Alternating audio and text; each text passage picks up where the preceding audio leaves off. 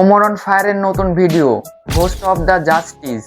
আজকে আমরা এই ভিডিওতে রিয়াকশন দিতে চলেছি, তো চলেন ভিডিওটি শুরু করা যাক। পাটপারি করে চলাই হলো আমার জীবনের অর্জন। আরে ভাই, বিল্লালের ভাইরাল শার্ট, আবার তো দেখছি তাই সেম তো সেম নতুন বাইক। ঠান্ডা নিয়ে এসেছি, বাইক বেচার গর্জন। 100 টাকা করে দিবেন যারা, বাইক পাবেন তারা। শেষ পর্যন্ত বাইক তো পাবেনই না, খাবেন উল্টা মারা। মানে সবার কাছ থেকে 100 টাকা করে নিয়ে বলেছিল বাইকটি লটারির মাধ্যমে দিবে, কিন্তু বাইকটি প্রতারণা করে পারভেজ খানটিকে দিয়েছিল। লোক দেখানোর জন্যই বলছি, শুধু চাবে এই টাকা মানবতার কাজে। মানে বিল্লাল বন্যায় 1 কোটি টাকা অসহায় মানুষদের দিতে চেয়েছিল, কিন্তু সেটার করেনি। মানবতার কথা বলেই আমার মতো অনেক মাদারবোর্ড এই সমাজে সাধু সাজে। পাবলিককে ভোদাই বানিয়ে ধান্দা করার গর্জন। পৃষ্ঠা নাম্বার চুদলিং পং। আরে গরু, আরে গরু, সে হইছে। হেই গরু না গুরু। কিন্তু গরু, এই বাইক বেচার টাকা কি আসলে মানবতার কাজে লাগাইবেন? এই আমার শিষ্য, তোরা যতগুলো আসছস, তোরা আমারটা তুষতে তুষতে তখন মুখ উদ্দা বেরেনো বাতিল করে লাইছস। আসলে বিল্লালের ভক্তরা বিল্লালের মাঝখানে ঠ্যাং চুষতে চুষতে তাদের ব্যান নষ্ট করে ফেলছে, কারণ বিল্লাল কিভাবে 3 তালা বাড়ি দিচ্ছে এইটা বোঝা লাগবে। এই টাকার 5% দেবো মানবতার কাজে, বাকি 95% দেবো আমাগো গাত্তায়। এমনি করেই তো আমাগো মতো ভন্ডরা জনগণের টাকা আত্মায়। মানে 5 লক্ষ টাকা ফান্ড কালেকশন করে 1 লক্ষ টাকা দিয়ে বাকি 4 লক্ষ টাকা বিল্লালের পকেটে। ভাই প্রশাসনিক ঝামেলা হইব না? এর লেগেই তো ভিডিও করে 5% দেই, নয়তো বাংলাদেশের জনগণদের নসু 100% মাইরা দিলেও সমস্যা আছে না। প্রশাসনিকের ঝামেলা হওয়ার জন্য 5% করে দেয়, না হলে 100%ই মেরে দিত। এই শ্বশুর বাড়ি যাওয়ার লিগা গাড়ি বস্তা বাইন্দা রেডিও। তগ মতো লোক যতটি আছে বুয়া, তগ লিগা আমাগো ছাড়া একাই যথেষ্ট। নাম তার ইন্সপেক্টর গোয়া। অগর গাড়িতে বর, স্যার আমগো তো গাড়ি নাই। কাম কর, অটো ডাক দে। অটোর ভাড়া বাদ দে, আর এমনি ধর।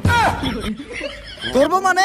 আমি যখন বেকার ছিলাম তখন বাংলাদেশের প্রশাসনকে আবার চাকরি দিছে। মানে বিল্লাল বলছিল আমি যখন বেকার ছিলাম তখন কি আমাকে প্রশাসন চাকরি দিয়েছিল?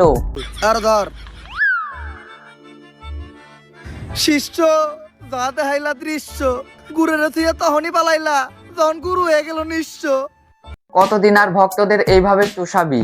এইভাবে ভক্তরা একদিন পালাবে। এই সিসি ক্যামেরা এবার দেখছি সাতক্ষীরা 4 আসনের জামায়াত ইসলামের একটা এমপি। কাম কর, 150 পোলাপান ভাড়া কর, সবার মুখে স্লোগান থাকবো একটাই, দাবি আমাদের একটাই, সিসি ক্যামেরা মুক্ত বাংলাদেশ চাই। মানে আমি বুঝিয়ে দিচ্ছি, আদর ভালোবাসা করতে গিয়ে জামায়াত ইসলামের এমপির পদত্যাগ হয়েছে, তাই সিসি ক্যামেরা মুক্ত বাংলাদেশ চাচ্ছে। বাংলাদেশের কোন রিসর্ট বা হোটেলে সিসি ক্যামেরা থাকা যাবে না। রিসর্ট বা হোটেল কি, বাংলাদেশের কোনো জায়গায় কোনো সিসি ক্যামেরা থাকা যাবে না। যে সিসি ক্যামেরা লাগাবে তার ডাইরেক্ট মৃত্যুদণ্ড। ভাই, যে সিসি ক্যামেরা লাগাবে তার নাকি মৃত্যুদণ্ড। তাহলে জীবনে ভালো হইলামটা কি? আরে পাজি নজরুল ভাই, এই কামটা তো আপনার আগে করে লাগছিল।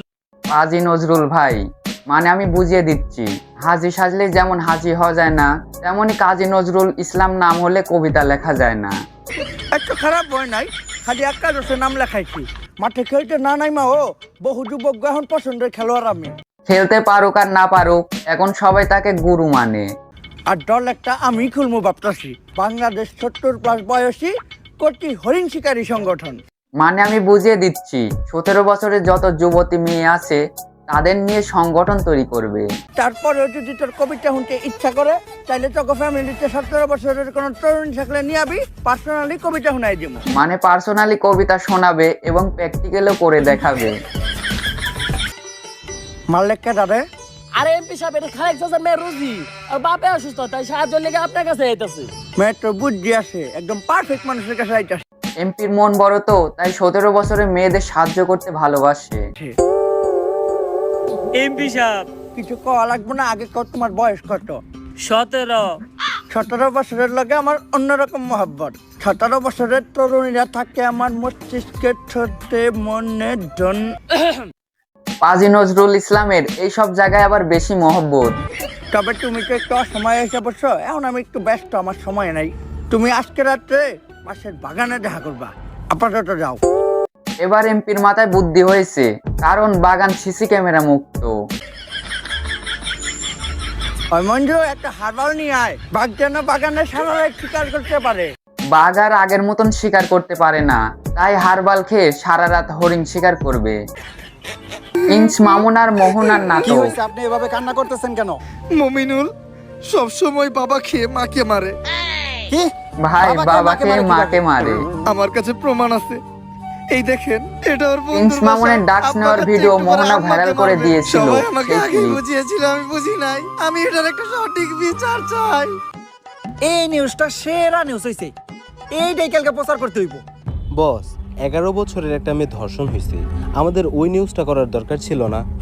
আরে এই দর্শন প্রতিদিনই হয়, এইগুলো পাবলিক আর খায় না।